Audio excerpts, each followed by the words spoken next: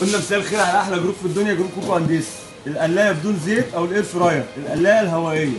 ناس كتير بتبقى عايزه تشتريها، بس عايزين نفهم الناس ايه استخدامها. القلايه بدون زيت باستخدام معلقه زيت واحده بتدهن بيها السطح بتاع مكان القلي دوت عشان تاخد طعم الزيت بس. هتقدر تقلي اي حاجه بتتقلي في الزيت، سواء خضار سواء لحمه سواء فراخ سواء سمك سواء جمبري، اي حاجه طالما بتتقلي في الزيت هتقدر تقليها من هنا بدون زيت.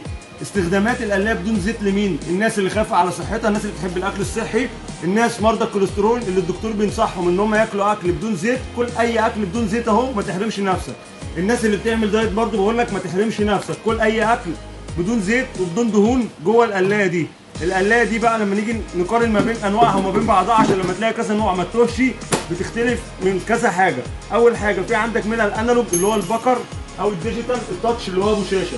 في منها حاجات زي كده بتبدا من 3.5 و4 لتر، وفي منها حاجات بتوصل لحد 8 لتر.